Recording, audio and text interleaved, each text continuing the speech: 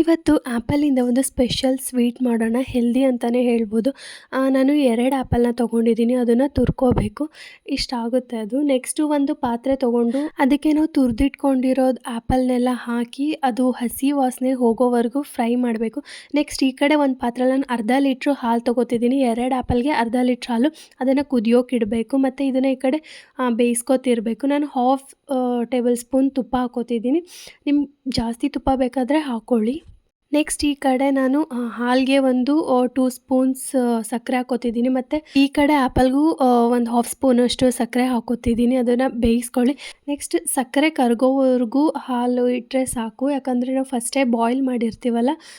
So ಈ ಕಡೆ ಆ್ಯಪಲ್ಗೂ ಹಸಿ ವಾಸನೆ ಎಲ್ಲ ಹೋಗಿದೆ. ನಾನು ಆಫ್ ಮಾಡ್ತಿದ್ದೀನಿ. 2 ಫುಲ್ ಕೋಲ್ಡ್ ಆಗೋಕೆ ಬಿಡಿ, ಯಾಕಂದರೆ ಆ್ಯಪಲಲ್ಲಿ ಸ್ವಲ್ಪ ಹುಳಿ ಅಂಶ ಇದ್ದೇ ಇರುತ್ತೆ. ಅದು ಹಾಲು ಹಾಕಿದ ತಕ್ಷಣ ಒಡೆದೋಗುತ್ತೆ. ಅದಕ್ಕೆ 2 ಕೋಲ್ಡ್ ಆದಮೇಲೆ ಆ್ಯಪಲ್ಗೆ ಹಾಲನ್ನು ಹಾಕಿಬಿಟ್ಟು ಮಿಕ್ಸ್ ಮಾಡ್ಕೊಳ್ಳಿ, ಚೆನ್ನಾಗಿ ಮಿಕ್ಸ್ ಮಾಡ್ಕೊಳ್ಳಿ. ನೆಕ್ಸ್ಟ್ ಅದಕ್ಕೆ ನಾನು ಡ್ರೈ ಫ್ರೂಟ್ಸ್ ಹಾಕ್ತಿದ್ದೀನಿ, ಬಾದಾಮ್ ಮತ್ತು ಪಿಸ್ತಾನ ಹಾಕ್ತಿದ್ದೀನಿ.